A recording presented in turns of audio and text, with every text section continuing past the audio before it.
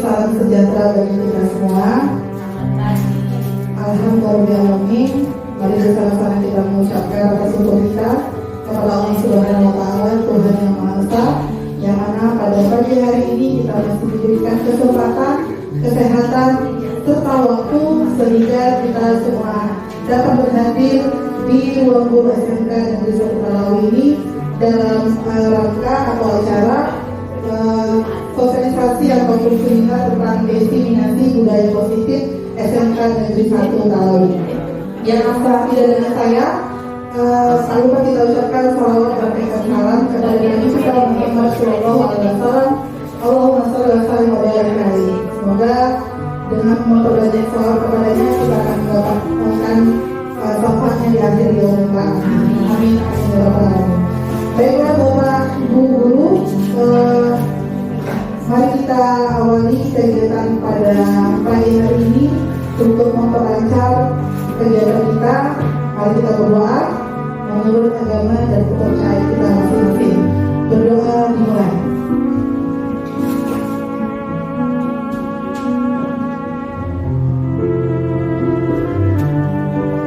Berdoa selesai.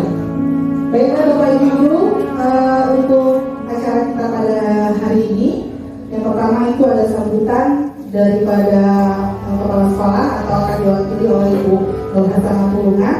Kemudian selanjutnya mari sama-sama kita dengarkan arahan yang berupa diseminasi budaya positif SMK Negeri 1 Talawi daripada Ibu Marenta dan Ibu Elvana.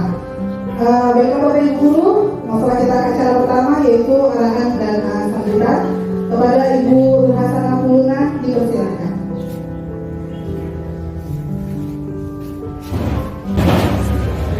Assalamualaikum warahmatullahi wabarakatuh. Waalaikumsalam warahmatullahi wabarakatuh.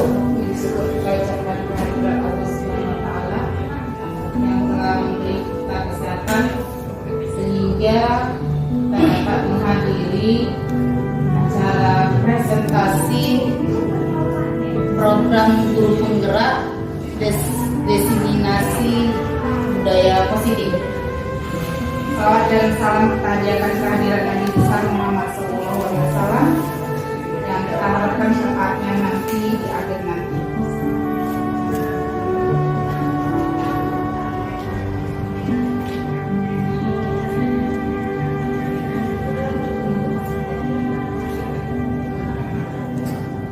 Mudah-mudahan dengan acara diseminasi ini nanti apa yang disampaikan oleh guru penggerak Ibu Elvana dan Ibu Marenta bisa kita bawa dalam sekolah kita ini dan kita bisa menjalankannya, terutama yang menyampaikannya nanti. Itu aja yang saya sampaikan. Assalamualaikum warahmatullahi wabarakatuh. Waalaikumsalam warahmatullahi wabarakatuh. Terima kasih kepada Ibu Hasanah atas sambutannya mewakili kepala sekolah. Baiklah Bapak Ibu Guru, mari bersama-sama kita dudukkan acaranya, kita dengarkan berupa materi yang akan disampaikan oleh moderator, yaitu tentang bagaimana diseminasi budaya positif di SMK Negeri 1 Talawi. Kepada Ibu Elvana dan Ibu Marenta dipersilakan. Terima kasih. Selamat pagi Bapak Ibu Guru. Waduh, kalau yang saya lihat ada 3.500 orang, tapi yang jawab 3 orang ya. Saya ulangi, selamat pagi Bapak Ibu Guru hebat. Itu baru 3.500 orang. Terima kasih Bapak Ibu Guru. Saya dengan Ibu Elvana meminta tolong, karena memang merupakan ini salah satu program kementerian, bukan program pribadi atau program sekolah, tapi program kementerian, bahwasanya kami dituntut harus memaparkan tentang diseminasi budaya positif di sekolah yang kami ditugaskan di mana. Oleh karena itu kami meminta tolong waktu Bapak Ibu Guru mungkin tidak akan lebih dari 1 jam. Tidak akan lebih dari 1 jam karena memang minimal ini 1 jam. Jadi saya berharap Bapak Ibu Guru menolong kami saat ini. Jadi kalau untuk diseminasi budaya positif ini saya pikir kemarin juga sudah pernah kita lakukan ya, pemaparan dari CGP Angkatan 9 yang berguna ya. Angkatan 9 oleh berguna, dan ini mungkin akan sekilas lagi akan kami kilas ulang lagi gitu, kira-kira begitu. Oke. Rasanya kalau saya di depan begini, berdiri, saya seperti dilihat Bapak Ibu Guru, seperti saya ngajarin. Padahal enggak, sama-sama kita belajar. Kami juga proses ini sekarang proses belajar menjadi guru pembelajar. Jadi oleh karena itu saya minta boleh memperhatikan, tapi jujur saya agak grogi. Mungkin Ibu NK, saya lebih grogi di depan Bapak Ibu Guru daripada depan siswa.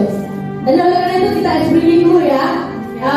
Boleh nggak saya minta tolong Bapak Ibu Guru boleh berdiri, boleh di samping, karena memang meja kita dan kursi rapat, jadi di samping kursi aja Bapak Ibu Guru. Oke? Oke. Explain kita melihat kefokusan kita terhadap materi dulu ya. Jadi kalau saya katakan door, Bapak Ibu Guru door juga. Jadi kalau saya bilang tes dulu, door. Nah, saya pikir ada yang loyo di sana. Door. Door. Jadi kalau saya 2 kali door, nggak kena, kira-kira begitu. Jadi menghindar, nggak kena. Door. Waduh, mundur malam masih gadis tapi energinya nggak ada. Ayo coba, door. Kalau sekali saya katakan door, berarti balasnya door. Tapi kalau 2 kali door, nggak kena, kira-kira seperti itu. Yuk, kita coba yuk. Door. Oke, mantap. Kalau yang 3 kali door. Aku itu. Kira-kira seperti itu. Yuk, door.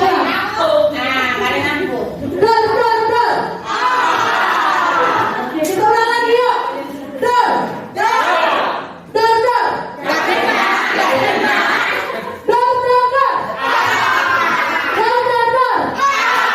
Oke, terima kasih banyak.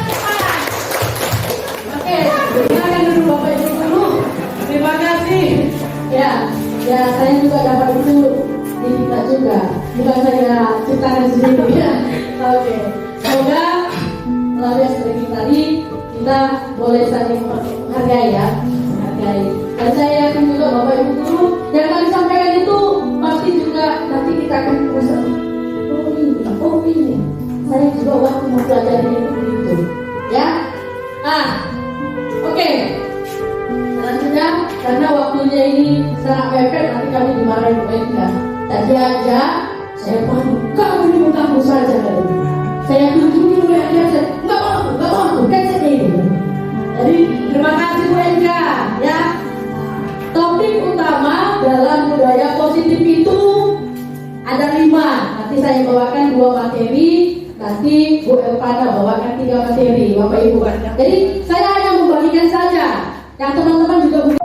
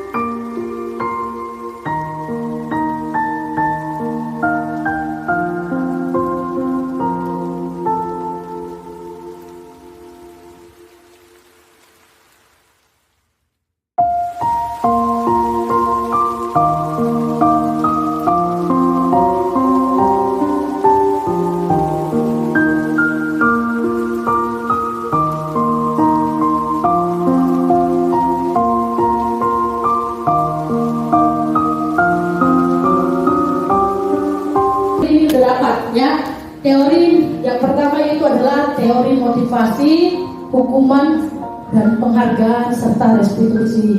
Jadi sekarang ini pertanyaan ini sudah pernah ditampilkan dan saya sudah pernah baca ini. Apa itu budaya positif?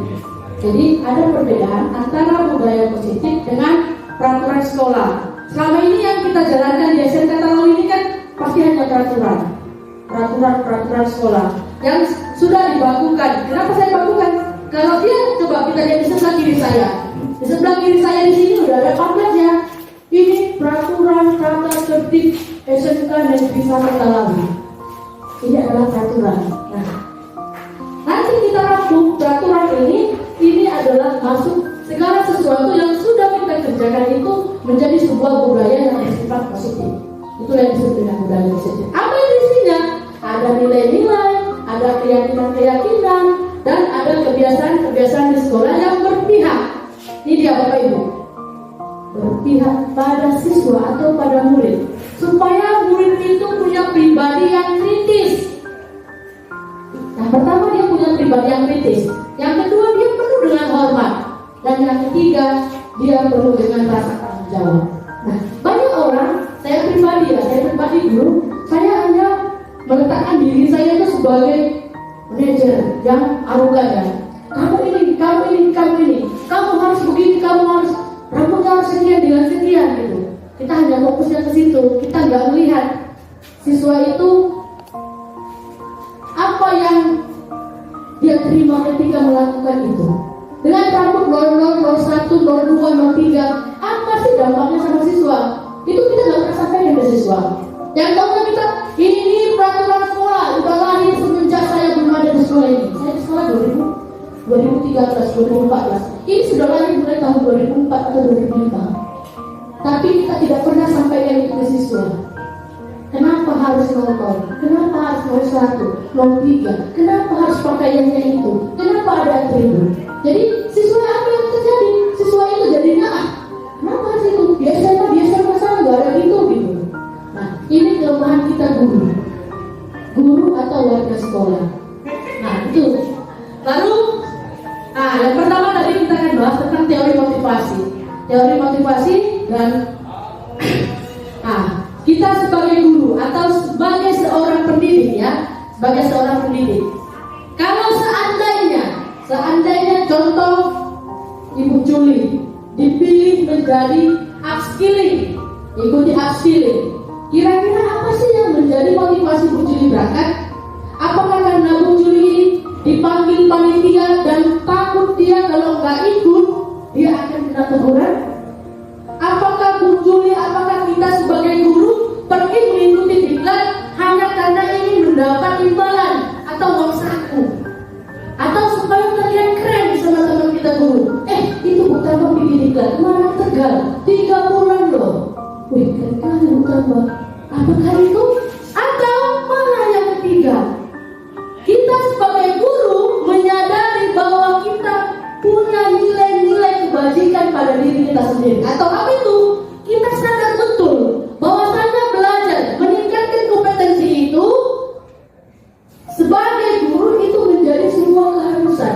Bahwasanya kita guru itu perlu meningkatkan kompetensi di bidang manapun, baik itu bidang pedagogik maupun kompetensi atau keterampilan kita. Jadi artinya apa? Kita sendiri sadar ketika kita ingin mengikuti pelatihan, diklat atau program guru penggerak ini, kita itu sadar bahwasanya kita banyak kurangnya. Ini kan kita enggak perasaan keren karena kita udah guru, sesuatu itu masih nilai berapa sama siswa? Mau KKN mau enggak? Kalau KKN suruh bawa hasil, kalau nggak mau KKN suruh bawa kue. Kadang-kadang kan mau bawa kue. Oleh karena itu, artinya kita kenapa kita ikut mereka berkompetensi melalui diklat atau pelatihan, supaya kita sadar kita kelemahannya banyak, bukan sedikit.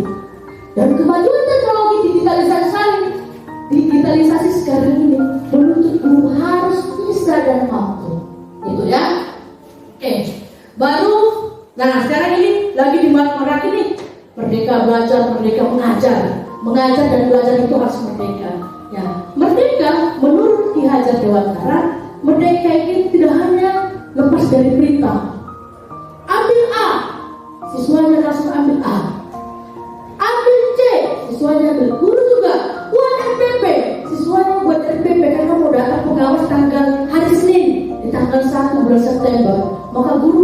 RBP. Ternyata tidak. Merdeka itu artinya adalah bahwasanya kita itu sadar betul kita bisa perintah diri kita apa sih yang menjadi bagian kita. Kira-kira seperti itu. Jadi yang berikutnya tadi ada antar hukuman. Nah, pendidikan itu menurut Ki Hajar Dewantara adalah proses menuntun siswa menuju kuadratnya. Siswa itu ada kuadratnya. Dia sebagai kuadrat alam dan juga sebagai dia berkecimpung di dunia lingkungannya. Nah, sering sekali saya pribadi nih seorang tambah ini sering melakukan konsekuensi atau hukuman atau jangan sekali melakukan restitusi ya. Nah, kalau kamu tidak ambil A, kalau kamu tidak kerjakan PR, maka kamu pusat 100 kali. Kalau kamu tidak ikut keagamaan, maka kamu akan ini, akan itu, akan sana, akan sini.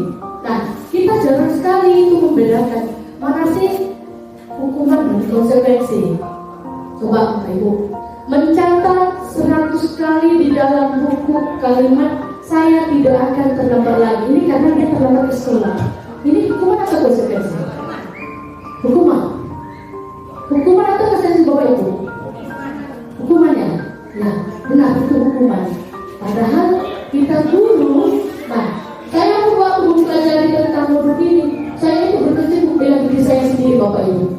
Jangan Bapak Ibu guru kami itu padanya ngomong. Saya pun bergelora, membantah, memukul diri saya sendiri. Yang saya lakukan selama ini adalah hukuman, dan itu salah. Guru harus melakukan konsekuensi, restitusi dan yang lain-lainnya. Nah, baru yang kedua. Nah, yang kedua, lari mengelilingi lapangan basket 2 kali atau lapangan sekolah karena terlambat hadir sekolah. Itu hukuman atau konsekuensi Bapak Ibu? Hukuman ya. Baru yang berikutnya memberikan coretan yang membersihkan coretan yang dibuat di meja, misalnya meja kita bersih, bukan siswa. Apa itu? Konsekuensi. Baru yang berikutnya murid diminta untuk push up 15 kali karena tidak menggunakan masker ke sekolah atau karena tidak mengerjakan PR. Ini hukuman atau konsekuensi Bapak Ibu? Hukuman ya, masuk ke hukuman. Berarti nggak nyambung. Jadi yang berikutnya menggantikan kertas tugas teman yang dicoret itu hukuman atau konsekuensi? Konsekuensi benar. Berjemur di lapangan sekolah pukul 12 siang karena mengobrol dengan teman, cerita dengan teman waktu belajar. Itu hukuman atau konsekuensi Bapak Ibu? Hukuman, ya benar. Murid diminta bertelanjang kaki atau lepaskan sepatu sepanjang hari karena tidak menggunakan sepatu warna hitam sesuai peraturan sekolah. Hukuman atau konsekuensi Bapak Ibu? Iya, hukuman. Baru yang terakhir, berdiri di depan kelas sambil mengangkat kaki satu karena tidak bisa menjawab pertanyaan. Kira-kira hukuman atau konsekuensi? Berdiri di depan kelas sambil mengangkat kaki satu karena tidak bisa menjawab pertanyaan. Hukumannya. Artinya berarti Bapak Ibu sudah bisa bedakan antara hukuman dan konsekuensi ya. Ini enggak. Jadi perbedaan hukuman dan konsekuensi itu, kalau dia hukuman sifatnya sesuatu yang menyakitkan harus terjadi. Konsekuensi sesuatu harus terjadi. Ini pasti meninggalkan sakit. Lalu yang berikutnya membuat anak sakit atau baik itu secara fisik maupun hati untuk jangka waktu yang lama. Kalau konsekuensi dia waktunya jangkanya pendek sebelum dia sadar sendiri. Baru anak akan membenci aturan atau disiplin yang kita lakukan kalau kita menghukumnya. Baru kalau kita konsekuensi akan menghargai disiplin dan selanjutnya. Kira-kira seperti itu. Jadi dengan mudahnya kalau saya sendiri membedakannya begini. Kalau dia hukuman itu nggak nyambung dengan kesalahannya. Kalau dia konsekuensi masih nyambung. Contoh, dia tidak mengerjakan PR. Kita tidak usah suruh dia pusat 100 kali, tapi coba kita suruh tambahin lagi PR-nya besok. Atau kerjakan juga PR itu pulang sekolah. Kira-kira seperti itu. Kalau dia menggunakan sepatu yang warna hitam, warna putih, harusnya pakai menggunakan sepatu warna hitam. Nah, kalau begitu kira-kira gimana Bapak Ibu? Menurut Bapak Ibu, supaya dia bersifat konsekuensi. Nih, dia pakai sepatu warna putih hari ini. Sementara peraturan sekolah harus menggunakan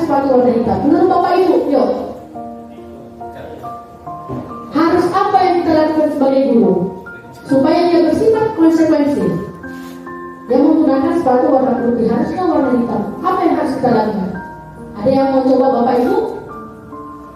Anaknya diajak ngobrol dulu, apa rasanya kok pakai sepatu itu?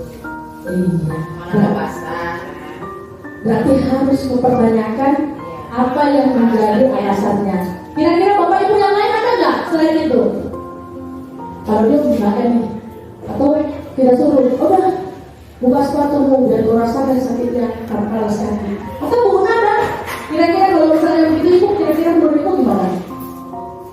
Yang pertama benar kata Putih Bayu, kalau kita tanya dulu jangan langsung ngejudge anak, kamu salah karena menggunakan sepatu putih. Kita harus pendekatan dulu sama anak kenapa dia menggunakan sepatu putih. Setelah itu kita beri teguran, atau kita berikan peringatan pertama. Kalau besok dia otomatis anak melanggar peraturan pada sesuatu hal, kan? Kalau memang karena basah, nggak mungkin langsung kita hukum di situ atau kita berikan konsekuensi. Tapi kita kasih tekanan dulu. Setelah besok dia masih menggunakan sepatu putih, baru kita berikanlah konsekuensi yang sesuai dengan keyakinan sekolah yang telah dibuat. Iya, benar. Proses itu harus kita lakukan. Masuk lagi ke materi namanya restitusi. Anak itu sadar kalau dia salah dan dia berniat tidak akan melakukannya lagi. Nah, kalau misalnya alasannya misalnya urgensi ya, contoh, saya ini dari rumah sakit Bu, sepatu saya warna hitam di rumah. Saya dari rumah sakit jaga ibu saya, jadi apa sepatu yang ada di rumah sakit itu yang saya gunakan ke sekolah. Saya pikir disinilah dia ketika dia menyadari itu salah, tidak seharusnya digunakan, itu yang disebut dengan restitusi. Restitusi adalah proses menciptakan kondisi bagi murid untuk memperbaiki kesalahannya sehingga dia bisa kembali pada kelompok yang sebenarnya yang memiliki karakter yang lebih kuat. Itu tadi niat siswa memperbaiki apa yang salah dalam dirinya, baik itu urgensi ataupun keinginannya. Niat itulah yang disebut restitusi. Jadi kalau seandainya Bapak Ibu saya tanya ini, seandainya diperhadapkan antara hukuman, konsekuensi dan restitusi, mana yang mau kita lakukan? Bapak Ibu. Kalau secara praktisnya langsung hukuman. Langsung hukuman yang paling enak, benar? Secara praktis langsung hukuman. Iya. Secara praktis. Iya. Tapi dilihat ke belakang lagi efek dari hukuman yang kita berikan anak. Iya, benar. Nah, ingat Bapak Ibu, saya pun waktu belajar modul ini saya mau jujur ya, saya itu tanpa sendiri. Bahwasanya kita sejawatan langsung menerapkan bahwasanya pendidikan itu menghantarkan, menuntut siswa, menuntut murid-murid kita yang nakal-nakal itu, yang baik-baik itu, menuntut kuadratnya. Artinya bahwasanya memang sudah ada kuadrat alam bawaan si siswa. Cuman kadang kita kan memberikan langsung just parameter. Datang terlambat nggak boleh, langsung gitu. Akhirnya kita suruh lagi dia wajib sampah. Udah nggak nyambung Bapak Ibu. Udah banyak yang salah yang kita lakukan. Jadi harusnya apa? Nah, nanti di segitiga restitusi yang disampaikan buat panah mungkin akan lebih tertata. Oke, saya lanjut dulu. 9 ciri-ciri restitusi ya, bukan untuk menebus kesalahan, namun untuk belajar dari kesalahan.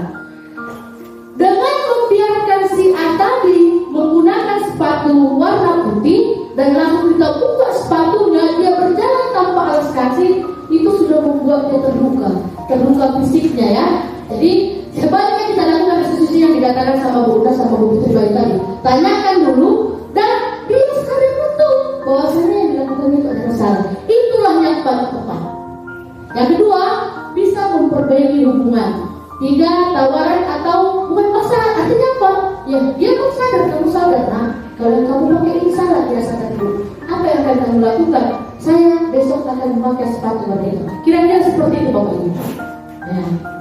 Restitusi menuntut untuk melihat ke dalam diri atau urgensi ataupun apa sih kasus yang dialami oleh siswa, sehingga melalui restitusi nanti dia menemukan apa yang menjadi refleksifnya, apa sih yang mau dibawanya.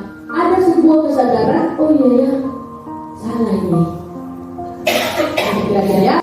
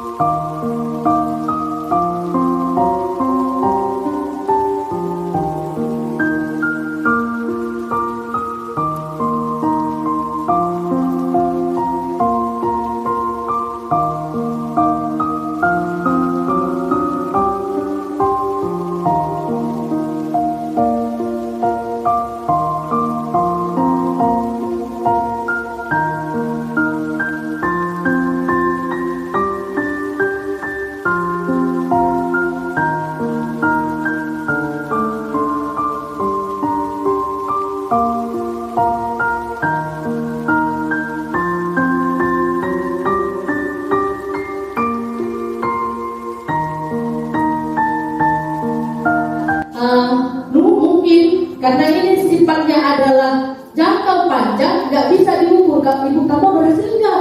Nilai mereka berapa? 70, 80 lulus KKN enggak. Keyakinan kelas ini tidak bersifat bisa angka sebagai parameter, tapi proses yang dialami oleh siswa itulah yang menjadi keberhasilannya. Kira-kira seperti itu. Baru, apa yang dimaksud dengan keyakinan kelas? Keyakinan kelas adalah nilai-nilai kebajikan atau prinsip-prinsip umum yang disepakati bersama secara umum, lepas dari latar belakang suku, negara, bangsa maupun agama. Contoh, dari sinilah dasarnya Bapak Ibu muncullah yang namanya tadi ini peraturan atau tata tertib. Harus apa? Yang kita kerjakan yang pertama ini dulu, yang ada di kelas dulu. Baru muncul peraturan sekolah. Sekarang namanya sudah diganti. Tidak boleh lagi peraturan apa? Keyakinan sekolah atau kesepakatan sekolah. Dituangkanlah kesepakatan ini menjadi sebuah visi sekolah. Jadi itu menjadi sebuah aturan. Memang lebih enak itu juga aturan. Contoh Bapak Ibu ya. Ini ada kasus ya. Mengapa kita memiliki peraturan harus menggunakan helm bila mengendarai kendaraan roda 2? Wajib menggunakan helm. Kenapa itu ada peraturan? Kan sudah disediakan sanksinya. Berarti polisi kalau nggak menggunakan helm ada sanksinya. Nah, di sekolah tidak seperti ini Bapak Ibu. Bukan menjadi sebuah aturan, tapi apa?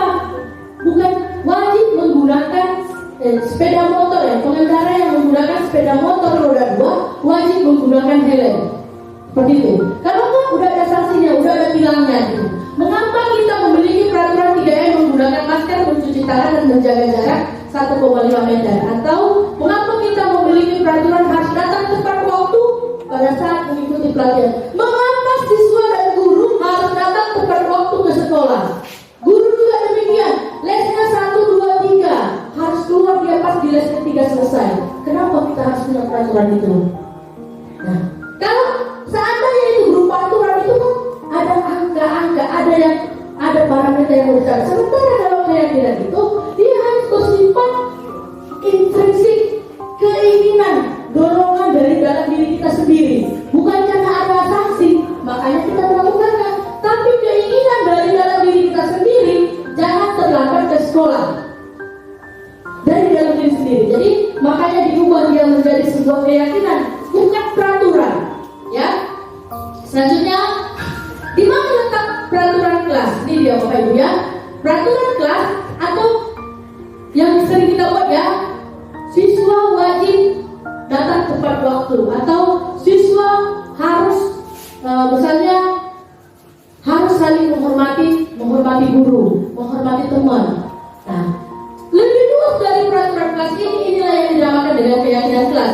Pelaksanaannya secara umum di sekolah inilah yang disebut dengan lingkungan positif.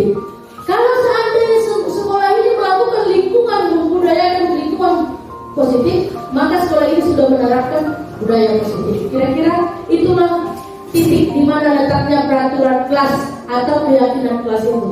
Jadi kemarin juga waktu kami masuk modul ini, wow, agak hangat aku Bapak Ibu. Saya langsung bertanya, kalau hukuman tidak bisa, contoh saya di bidang NKPI, dibutuhkan di sana buat mental, buat fisik, kan juga buat mental, buat fisik dan kompeten, terampil. Yang tiga ini yang dibutuhkan Bapak Ibu. Waktu saya bertanya, baru saya pusing sekali. Kalau nggak bisa hukuman fisik, terus siswa saya nanti lembut dong. Pas waktu mengajarkan, angkat. Artinya apa? Seluruh kegiatan yang kita lakukan di sekolah ini, apel pagi, kondisi cepat datang, tepat waktu, cepat baris, rapi, itu adalah cara-cara kita sekolah menempa siswa itu supaya dia kuat fisik, kuat mental, dia bisa nanti langsung loya pulang nangis. Kau tak ada tak kau, langsung dia nangis. Mentalnya di mana? Kalau terjadi apa mana ada pulang mental seperti itu Bapak Ibu. Jadi saya tanya begitu sama instruktur. Akhirnya instruktur jawab, ibu tambah, ibu harus dengarkan hukuman dengan konsekuensi. Kalau ibu ingin melatih anak-anak kuat fisik, kuat mental, dan kuat terampil, latih dia di bengkel. Kalau dia kuat perbuatan fisik. Seandainya itu masih kurang, apa yang terjadi? Buat aturan itu di aturan kelas. Dibikin kelas, contoh, tidak mengerjakan PR. Buat dia yang penting guru dan siswa sepakat, itu yang utama. Jangan cuma hobi gurunya aja. Jadi kalau hukuman itu sifatnya dibagi datang. Gak rapi kau langsung datang kayak saya lah. Bang. Nah, kalau dia seandainya berdoa keyakinan, dia harus bersifat sepakati dulu. Kalau tidak rapi dalam waktu 5 menit, kau siap-siap saya datang, saya tampari kau. Kalau tidak sepakat gimana? Boleh kan? Ternyata boleh Bapak Ibu. Seandainya misalnya di NKP saya terangkan nih, kalau saya tunggu 5 menit di bengkel nggak datang kau pusat 100. Ketika siswa setuju Pak? Waktu jawab pertemuan, setuju, bisa dilakukan. Yang penting keyakinan kelas itu harus disepakati guru dan siswa. Jadi itu tidak sifatnya hukuman lagi, tapi konsekuensi namanya Bapak Ibu. Jadi boleh kan? Ya. Waktu sama pasti kalau saya banyak tuh komplain. Ya bisa pelan-pelan siswanya jalan, lambat menuntut. Itu yang dituntut sama dia dari tertarik nggak? Saya salah. Boleh. Yang penting apa? Itu harus disepakati di kelas. Ketika sudah disepakati di kelas, boleh. Oke. Itu kira-kira. Pembentukan keyakinan kelas ini, Bapak Ibu, ini ya, keyakinan kelas bersifat abstrak daripada peraturan yang lebih rinci. Contoh, keyakinan kelas berupa pernyataan dan pesan contoh. Keyakinan kelas ini bersifat hadir tepat waktu. Yang kedua, bisa juga mengikuti pembelajaran di kelas. Jadi kalau dia cabut, udah ada dalam sanksinya. Jadi sanksi itu pun Bapak Ibu, konsekuensi itu pun harus disepakati. Jadi saya sudah lakukan ini. Contoh anak kelas 11 SKP, saya sudah sepakat. Kalau dia ada yang cabut, apa yang dilakukan sudah ada. Kalau dia datang terlambat, apa yang dilakukan sudah ada. Selagi mereka setuju, berarti itu bisa dilakukan. Apa dia setuju? Jangan anak-anak merasa berat. Kenapa? Dia nggak setuju. Kira-kira begitu ya. Nah, yang pertama kita jelaskan dulu ke anak-anak. Gimana sih? Beri penjelasan dulu. Kita harus buat keyakinan kelas atau yang kita sebut sekarang peraturan kelas. Baru yang kedua, kita suruh anak-anak itu menuliskan apa yang menjadi keinginannya. Mulai dari disiplin datang, tepat waktu datang, dia maunya terlambat atau jam berapa dia mau. Bu, atau di sekolah jam 7.15 sampai. Kamu maunya jam berapa masuk? Ketika mereka minum jam 7.15 minimal. Tuliskan. Kita suruh dia menuliskannya. Baru setelah itu, kalau jam pelajaran, misalnya contoh, saya nggak suka olahraga Bu, jadi saya nggak suka going green. Jadi saya nggak mau olahraga dengan going green. Jadi mau kau apa? Kita tanyain, akhirnya apa ya Bu? Artinya apa? Anak-anak itu yang kita suruh dia maunya apa? Dan ketika kita kasih penjelasan tadi, akhirnya dia akan memilih, oh iya, dia itu jadi salah yang selama ini dilakukannya. Kira-kira begitu. Baru setelah itu kita menuliskan keyakinan kelas, kita suruh mereka satu-satu apa yang kamu mau, apa yang menjadi harapannya, dan menempelkan keyakinan itu yang ditulis itu ke dinding. Artinya dia sudah buat kontrak, kamu yang mau ini, suatu saat kamu melanggar ini konsekuensinya. Kira-kira seperti itu. Ya, bahkan mereka saya suruh pokoknya keyakinan apa sih yang menjadi harapan dia. Ini Bapak Ibu, ternyata mereka harapannya janganlah di kelas itu kalau ada kesalahan Bu, semuanya denda uang. Ada ini harapannya. Lebih bagus kali disuruh berlatih fisik. Saya nggak tahu ada job apa Bu ya? Job apa yang kepalanya di bawah untuk tobat apa saya nggak tahu. Saya baru tahu. Waduh, ya bagus itu supaya kami lebih kuat, lebih terbentuk lagi petak-petak dada kami Bu katanya. Dia kira udah petak-petak dadanya tahu kali dia di laut. Iya, saya pikir dia mau biar kami terbiasa dengan kuat fisik tua. Dia kira petak-petak dadanya tahu dia di laut. Kalau datang pada nangis juga dia. Kira-kira itu saja yang perlu saya sampaikan. Terima kasih atas perhatian Bapak Ibu. Dilanjutkan dengan teman saya Bu Pandang. Terima kasih.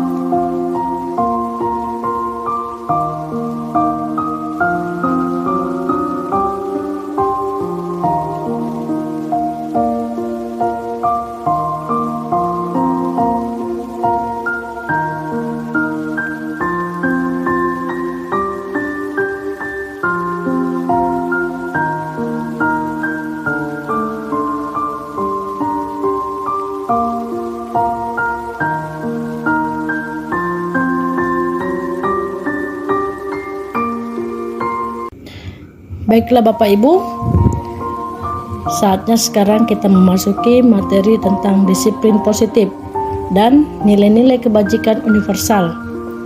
Bapak Ibu, guru yang saya hormati, tentu kata disiplin sudah sering kita dengarkan.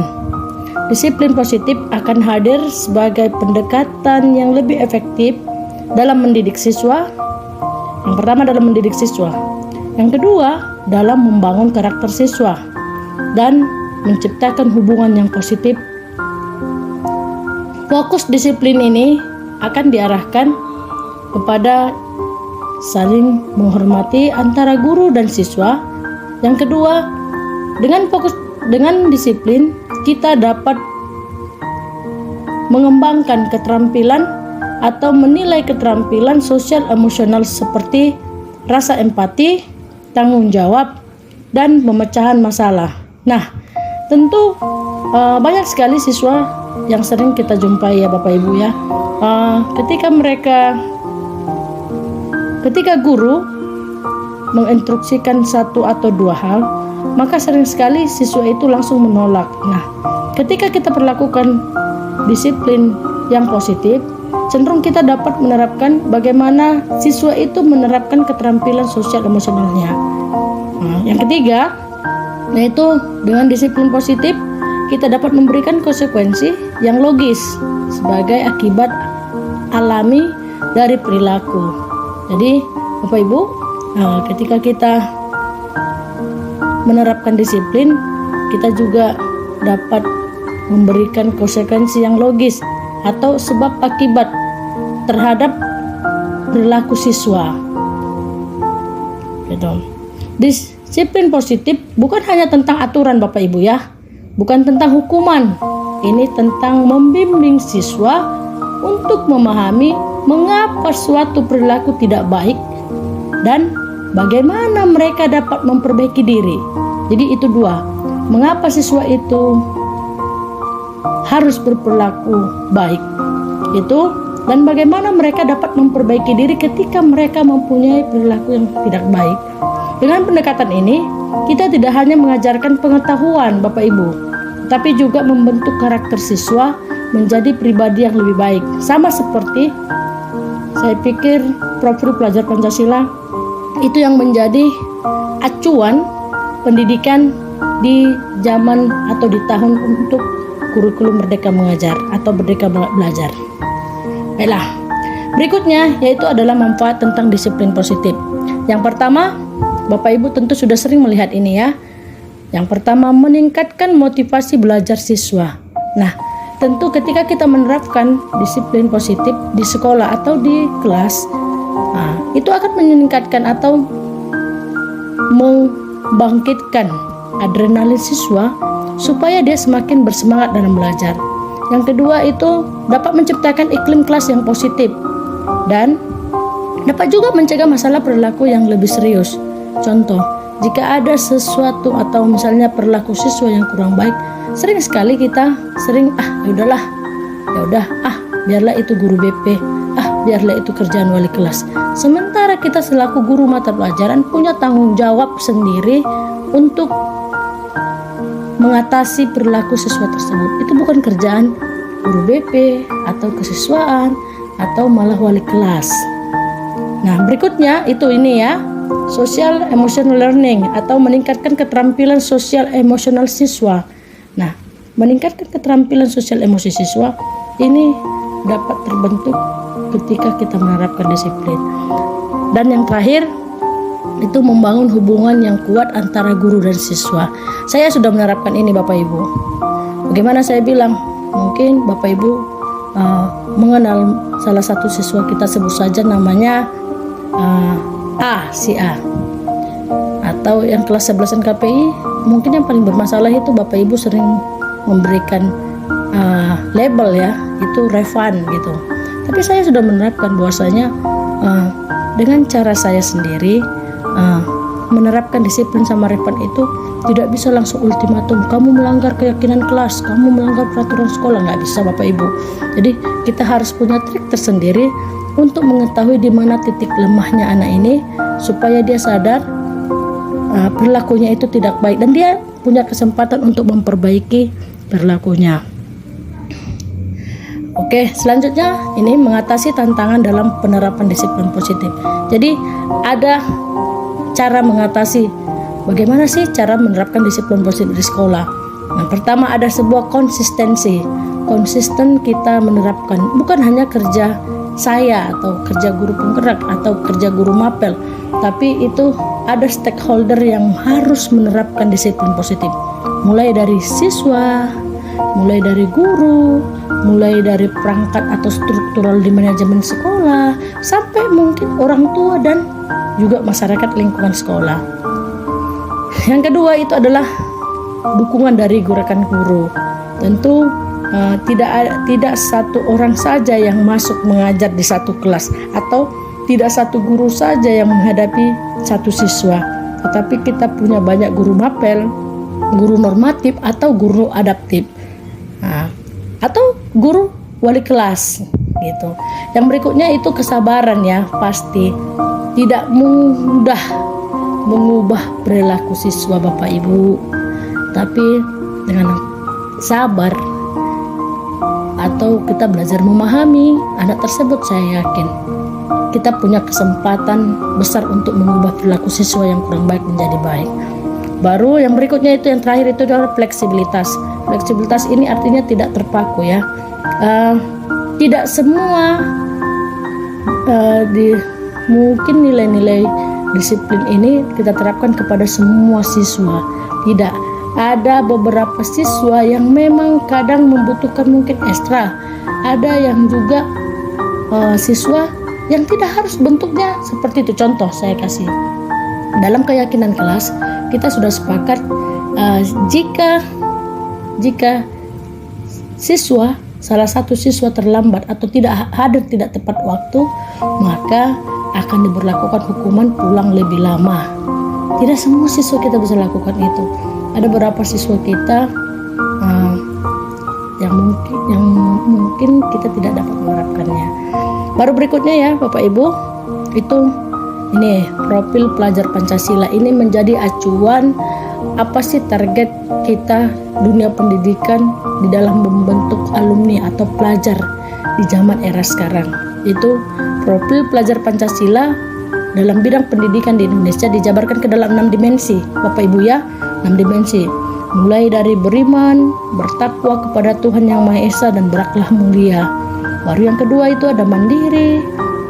Yang ketiga bergotong royong, berkebinekaan global, bernalar kritis dan kreatif.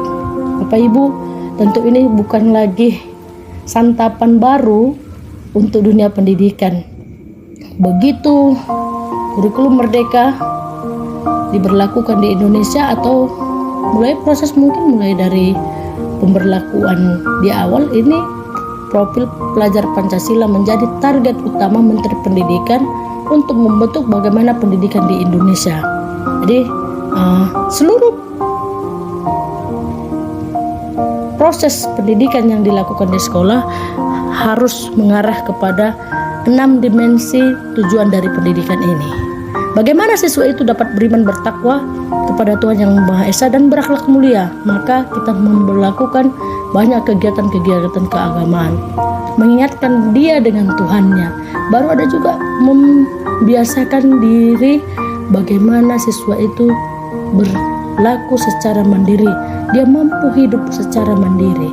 Baru bagaimana siswa itu dapat bergotong royong. Semua ini diracik Bapak Ibu di dalam semua bentuk pembelajaran di sekolah ini. Baiklah, yang terakhir ini merupakan kesimpulan untuk disiplin positif. Disiplin positif adalah investasi jangka panjang untuk masa depan siswa Bapak Ibu. Tidak bisa begitu saja, begitu diterapkan, begitu saya nanti selesai diseminasi budaya positif ini untuk sebagian disiplin positif, maka Bapak Ibu guru hanya melakukannya itu, tidak. Tapi ini merupakan investasi jangka panjang untuk masa depan siswa.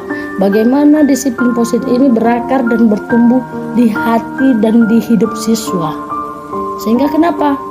Ketika mereka menjadi alumni, mereka bekerja, ada di dunia usaha, ada di dunia industri, atau mereka menjadi pengusaha, mereka sudah mempunyai jiwa disiplin. Dengan menerapkan disiplin positif Bapak Ibu, kita dapat menciptakan lingkungan belajar yang positif, mendukung pertumbuhan siswa, dan membangun hubungan yang bermakna. Baru yang terakhir sebagai penutup, mari saya mengajak teman-teman, Bapak Ibu guru, yuk mari kita bersama-sama membangun sekolah yang lebih baik melalui disiplin positif. Tentu disiplin positif ini nilai-nilainya seperti yang sudah dipaparkan dalam budaya positif ini sudah mulai dari keyakinan kelas atau peraturan kelas dibentuk menjadi keyakinan kelas, dibentuk menjadi keyakinan sekolah, dan itu menjadi buah atau jabaran dari visi misi sekolah. Itu saja yang bisa saya sampaikan mungkin. Berikutnya akan dilanjutkan teman saya. Terima kasih. Demikian Bapak Ibu presentasi untuk hari ini. Kira-kira ada yang mau ditanyakan atau sekian dan terima kasih. Oke, silakan Bu Una. Sedikit Bu, sebelumnya nama saya Khairuna ya Bu, masih guru SMK 1 Salawi. Dari pemaparan Bu materi pertama, Bu Tambah. Tadi Bu Tambah mengatakan bahwasanya peraturan sekolah itu salah. Yang ada yang sebenarnya harus kesepakatan kelas atau kesepakatan sekolah. Jadi saya di sini mau bertanya Bu, yang mau bertanya, apa perbedaan antara kesepakatan sekolah dengan peraturan sekolah? Oh, ada lagi? Cukup ya, satu aja ya Bapak Ibu. Nanti kena jam makan siang saya suruh makan siang lagi. Ya, oke, silakan Bu. Oke, terima kasih ya. Jadi kalau secara analisa kata ya Bapak Ibu ya, peraturan dan keyakinan. Jadi dari sini memang yang dipandu ketika dia keyakinan sekolah atau keyakinan kelas itu kan dia bersifat intrinsik. Artinya apa? Memang kita manusianya, siswanya yang kita paksa untuk sadar melakukannya. Tapi kalau dia peraturan, dia langsung ada sebuah keterpaksaan, wajib harga mati. Jam 7.15 wajib datang. Ketika itu masuk di peraturan sekolah atau di peraturan kelas, maka siswa itu yang dia pikirkan satu, dia bersifat jadinya keterpaksaan, bukan kelahiran dari dalam jiwanya. Oh iya ya, jam 7.15 harus di sekolah. Bukan jadi, aduh, udah jam 7. Dia bersifat negatif jadinya. Jadi lebih mengena ke dalam diri manusia ketika itu dikatakan keyakinan. Dia melahirkan dari dalam dirinya bahwasanya dia akan mengikuti tuntunan itu. Kira-kira begitu Bu Una. Jadi kalau dikatakan memang sekarang saya lihat ya di YouTube ataupun di Google ya, kalau kita searching keyakinan kelas atau peraturan kelas, dia seperti apa ya, hampir sama, tapi cenderung dia lebih universal ya. Kalau dia keyakinan ini, semua orang akan pasti bisa melakukannya. Kalau dia peraturan, cenderung dia menjadi sebuah hal yang negatif dan harus dilakukan, tidak melahirkan dari dalam diri orang tersebut. Kira-kira begitu. Terima kasih. Satu lagi Bu. Ya. Satu lagi Bu ya. Ya. Pada di hati ya. Ya. Ke pemateri Bu Elvana ya. Apa Bu? Oke. Tadi Ibu sudah menjelaskan tentang segitiga restitusi. Nah, bagaimana tindakan seorang guru yang harus kita ambil sebagai guru jika sudah menggunakan segitiga restitusi tapi permasalahan itu tidak juga tuntas? Terima kasih. Terima kasih Bu, pertanyaannya luar biasa. Memang Ibu nggak sia-sia dan Ibu benar ya. Terima kasih. Jadi itu akan kita koneksikan dengan orang tua. Jadi ketika permasalahan itu tidak selesai, kan nggak semua dari segitiga restitusi ini langsung berhasil menghasilkan hal yang kita harapkan. Oke lah, kan ada terlambat. Besok ketika dia kedapatan merokok atau misalnya atau cakapnya nyambung, itu kan sudah tidak menjadi bisa kita atasi dengan segitiga restitusi. Tetapi kita melakukan segitiga restitusi ini bisa didampingi oleh orang tua, bisa juga didampingi oleh pihak yang berwajib bila penting, dan didampingi oleh pihak pemangku kepentingan sekolah. Jadi kita bisa mengambil keputusan itu bersama tidak hanya kita sendiri yang melakukannya. Nah, segitiga restitusi ini kan tidak hanya masalah kecil, kan masalah besar juga kita akan lakukan. Misalnya kayak melawan guru, kita mendampingi orang tua, kita dampingi pihak sekolah dan guru yang bersangkutan, bila penting dengan wali kelasnya dan guru BB-nya. Begitu Bu, kira-kira. Pertanyaan ini memang luar biasa. Oke, saya rasa ada lagi pertanyaannya Bapak Ibu Guru. Udah ya, saya rasa mantap. Pesan saya yang terakhir Bapak Ibu, ayolah mendaftar jadi calon guru penggerak. Kami siap membantu. Jangan pikirkan masalah kepala sekolah, itu aja yang pikirkan kepala sekolah. Saya dan pemerintah tidak ada niat apa-apa. Saya hanya ingin mengupgrade diri saya sendiri, dan apabila kapal saya bisa terbang ke tempat yang lain. Itu yang harapan saya sebagai guru penggerak. Nah, harapan setelah mengikuti kegiatan ini, saya ingin budaya positif di sekolah ini ada. Karena di sini tempat piring kita mencari makan, Bapak Ibu. Yuk, jangan kita kotori piring kita ambil sampah apabila ada, jangan juga kita rusaki piring kita supaya kita tetap bisa makan. Itulah mungkin dari saya. Sebelum saya tutup, saya kembalikan ke MC. Terima kasih buat kebersamaannya.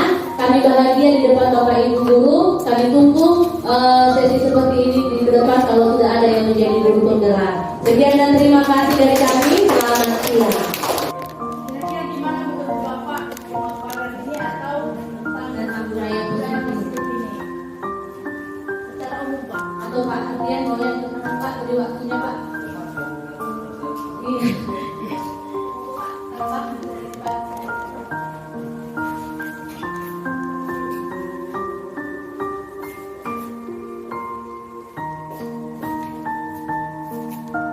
Assalamualaikum warahmatullahi wabarakatuh. Selamat pagi menjelang siang bagi kita semua. Di sini saya sebagai peserta diseminasi untuk guru penggerak yang diperankan oleh Bu Mahendra dan Bu Elvana. Saya rasa program ini sangat bagus sekali.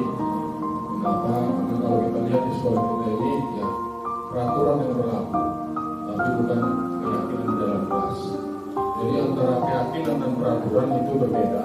Kalau peraturan ini sepihak, pihak sekolah yang mengadakan. Tapi kalau keyakinan seperti Mahendra tadi, anak-anak diajak diskusi atau orang tuanya dipanggil, dirapatkan, dikasih peraturan apa konsekuensi dan hukuman-hukuman atau sistem sekolah kalau sekarang lagi trennya.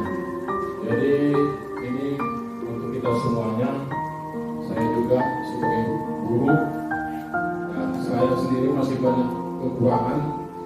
Dari pembelajaran ini saya bisa ambil hikmahnya dan akan saya perbaiki untuk diri saya sendiri. Kepada bapak-bapak dan ibu dan juga teman-teman sekalian, ya marilah kita budayakan keyakinan positif tadi, budaya positif di sekolah kita ini, supaya tidak ada lagi yang namanya secara kekerasan atau istilahnya melanggar HAM.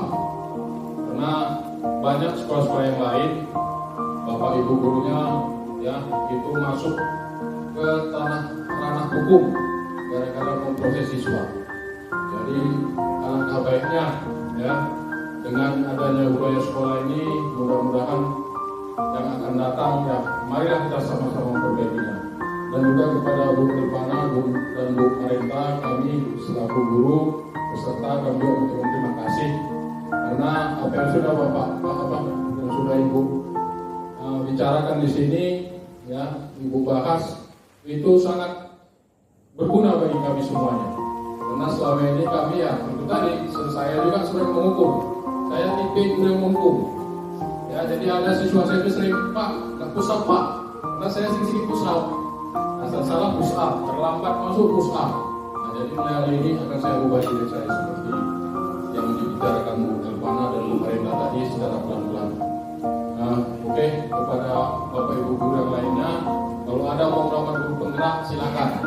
Karena apalagi Bapak Ibu masih muda-muda, masa depannya masih panjang. Ya saya juga pun sebetulnya kepingin, tapi saya gaptek. Terima kasih hanya itu yang dapat saya sampaikan. Saya Sulaiman. Assalamualaikum warahmatullahi wabarakatuh. Selamat siang.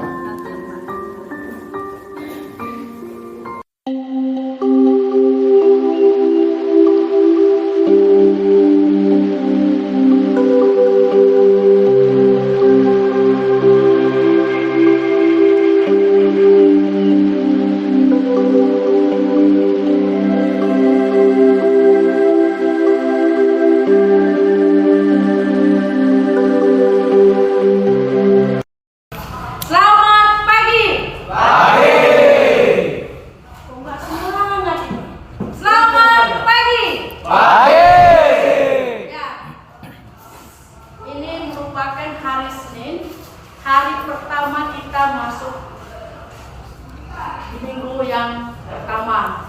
Jadi selamat datang, kamu sudah masuk ke kelas 11. Bagi siswa atau taruna kami yang baru hari ini datang ke sekolah, selamat datang. Dan tentu kamu sudah tahu, saya sudah diumumkan menjadi wali kelas 11 NK. Oleh karena itu, sebelum kita memulai segala sesuatunya di kelas, kita harus membuat kesepakatan kelas. Coba katakan dulu kesepakatan kelas. Kesepakatan kelas. Kesepakatan kelas. Gunanya apa? Mengapa kita perlu menggunakan kesepakatan kelas? Supaya ada aturan main atau aturan-aturan kelas yang harus kita sepakati supaya ketika kita belajar nanti ada rasa nyaman dan belajarnya lebih efektif. Artinya, kalau seandainya kamu melanggar kesepakatan kelas, janganlah pulang kamu sakit hati. Karena sudah ada kesepakatan yang kita buat beserta dengan konsekuensinya. Oleh karena itu, nanti Ibu akan memandu bagaimana cara kita membuat kesepakatan kelas. Yang pertama kamu harus tahu dulu apa itu kesepakatan kelas. Kesepakatan kelas itu adalah aturan main yang kita buat bersama saya sebagai guru wali kelas, dan kamu sebagai siswa saya. Kira-kira itu. Jadi, Bu, boleh nggak satu dari kesepakatan itu boleh nggak kita langgar? Coba. Boleh nggak kita melanggar kesepakatan kelas? Tidak. Hah? Tidak. Coba, Martin, boleh nggak? Tidak. Tidak. Mengapa kita tidak boleh melanggar kesepakatan kelas? Karena yang membuat kesepakatan kelas itu adalah kamu dan saya. Ya, saya selaku gurumu dan kamu selaku siswa saya. Jadi kita harus belajar aturan main. Bu, apakah aturan main ini hanya berlaku kepada siswa? Tidak. Pada saya juga, kepada guru juga. Demikian ya. Nah, itu pengertian dari kesepakatan kelas. Yang berikutnya, mengapa kita perlu membuat kesepakatan kelas? Ayo, coba. Ngapain kira-kira kita repot-repot? Udahlah Bu, sama seperti waktu kelas 10. Ya, sekolah-sekolah, belajar-belajar, apel-apel, istirahat-istirahat. Kira-kira kenapa kita perlu membuat kesepakatan kelas? Coba, siapa yang memberikan pendapat? Oke. Agar lebih disiplin. Agar lebih disiplin. Baik, keren. Lagi. Supaya lebih tertib Bu, dan setelahnya apa itu? Ya, supaya lebih tertib dan nggak suka-suka lagi buat peraturan. Iya benar. Lagi. Siapa lagi? Ada yang mau memberikan pendapatnya? Tadi supaya disiplin. Yang ketiga, supaya ada aturan, jangan suka-sukanya ya. Iya benar. Lagi ada lagi? Yang pertama, supaya ketika kamu di sekolah ini datang ke sekolah dari rumah, sekolah ini, kelas ini menjadi tempat yang nyaman, tempat yang teduh. Jangan cuma mau pergi dari rumah, tiba di sekolah kamu udah merasa nggak enak. Kenapa? Aduh, kemarin aku kelahi dengan si Repan. Rasanya kalau kita ada sesuatu yang berkelahi dengan teman kita, enak nggak datang ke sekolah? Enak ya. Pasti kan gini, wah ini kalau nanti dengan si Repan. Kalau kamu yang merasa bersalah, kamu seperti ini, malu aku jumpa sama si Repan. Atau kalau misalnya kamu merasa nggak bersalah, ketemu sama si Repan ini ya, akan saya tonjol ya. Kira-kira seperti itu ya. Jadi, tapi kalau sudah ada kesepakatan kelas yang kita buat, datang ke sekolah pun kamu nyaman, enak, belajarnya juga enak. Kalau kita tentukan dan kita kesepakatan tentang kebersihan kelas, perapian kelas, meja, letak meja, kursi, kamu pun akan merasa lebih enak, ya enggak? Nah, itu dia. Jadi itu tujuan yang pertama.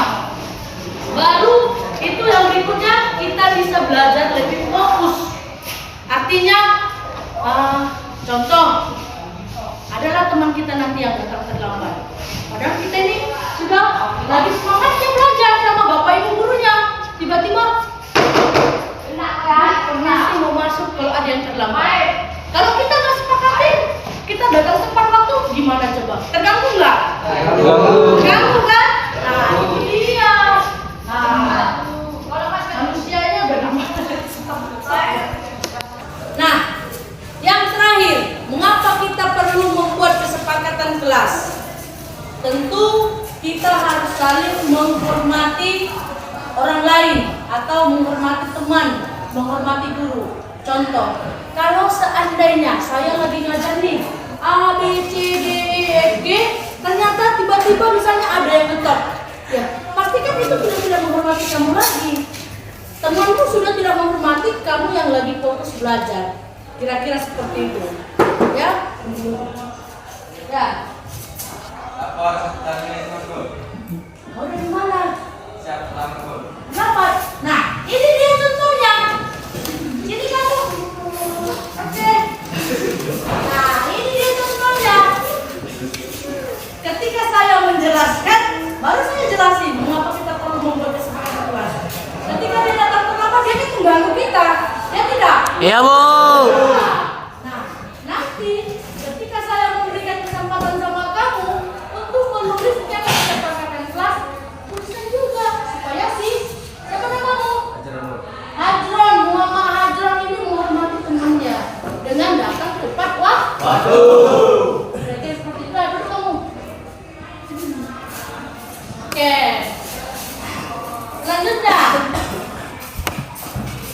sekarang tentu kamu sudah tahu bagaimana cara membuat kesepakatan kelas.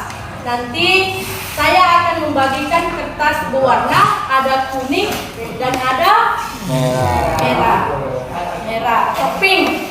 Nanti saya bagikan satu-satu, maka kamu menuliskan kira-kira apa yang kamu harapkan dari kelas ini.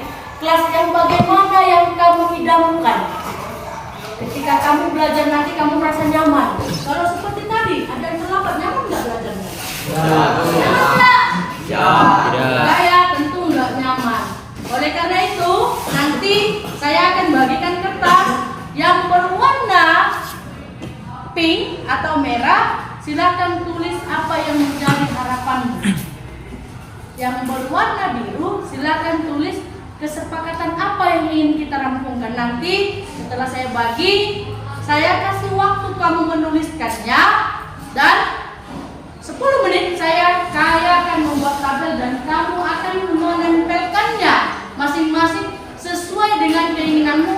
Dengan cara saya akan memandu beberapa pertanyaan. Kamu menuliskannya dengan cara memilih yang A atau yang B. Opsinya hanya ada 2. Ya, bisa ya? Bisa. Bisa. Saya yakin bisa lah anak ibu ya.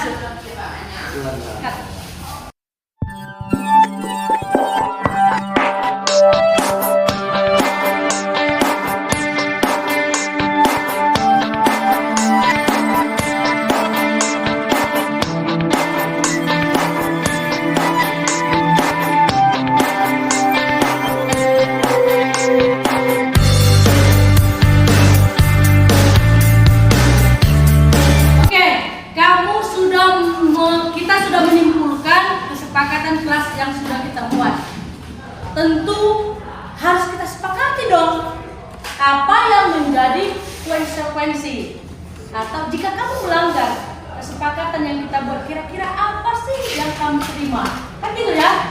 Jangan kita sepakat ya udah peraturan dibuat untuk dilanggar, tidak, peraturan dibuat untuk ditaati dan dilakukan. Nah, jika ada di antara kamu nanti misalnya yang melanggar, contoh tadi yang pertama datang tepat waktu. Nah, kita sepakat dong. Kalau seandainya di antara kamu datang terlambat, apa yang menjadi konsekuensinya? Begitu. Jadi kita harus sepakati juga. Jadi konsekuensi yang pertama mendapat teguran dari saya. Ketika kamu ada 10 kesepakatan yang sudah kita buat, 11 ya, 11.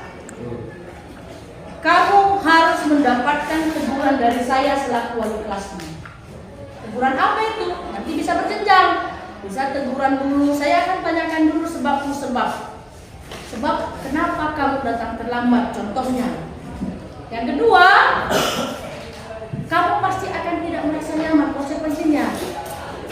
coba contoh kamu datang terlambat, konsekuensinya kamu harus pulang lebih lama. Kamu kan udah merasa nggak nyaman ya? Ketika semua orang sudah datang ke sekolah dan sudah pulang dari sekolah, masa kamu masih di sekolah? Tentu itu nyaman tidak ya? Enggak. Sudah lapar, pulang lebih lama. Contoh kamu datang ke sekolah terlambatnya waktunya 30 menit. Kamu pulang, kita pulang jam 2:15. Jam 14 lewat 15. Tambah 30 menit berapa? 45. Udah hampir pukul 3 sore.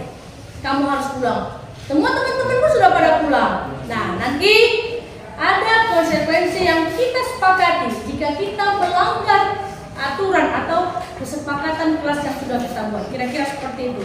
Jadi yang pertama, pasti mendapat teguran dari saya. Yang kedua, kamu pasti akan merasa tidak nyaman. Dan yang ketiga, pasti kamu merasa ada hal-hal yang bahagia yang tidak kamu nikmati.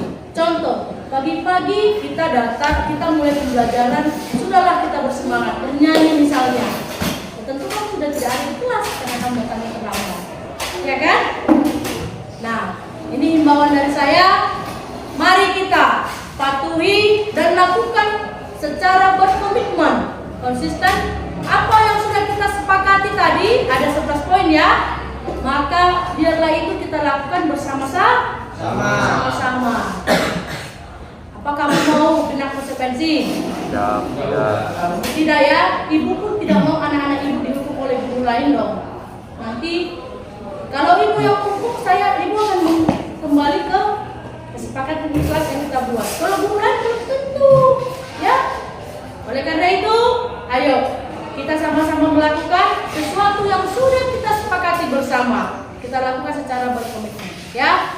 Itu saja yang boleh ibu sampaikan. Terima kasih atas perhatiannya. Nanti saya akan buat draftnya beserta dengan sekretaris ya. Kita buat kesepakatan ini dan akan kita tempel di kelas. Jadi setiap saat kamu lihat, oh iya, ibu Sampah sudah buat nih kesepakatan kelas atau keyakinan kelas atau peraturan kelas yang harus kita lakukan. Kira-kira seperti itu ya. Bisa ya? Bisa? Bisa. Ya, terima kasih. Kita ketemuan dulu dong. Udah selesai.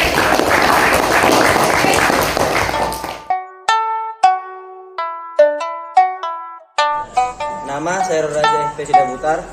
Hadir tepat waktu, menjaga kebersihan, berbicara sopan dan santun, mengikuti pembelajaran, melaksanakan piket, menghormati guru, mengikuti apel, berpenampilan menarik, hidup rukun, ikut ekskul, ramben, suka kegiatan keagamaan. Fatia Putudin, hadir tempat waktu, menjaga kebersihan, berbicara sopan dan santun, mengikuti pembelajaran, melaksanakan piket, menghormati guru, mengikuti apel, berpenampilan menarik, hidup rukun, ikut ekskul PBB, suka kegiatan keagamaan.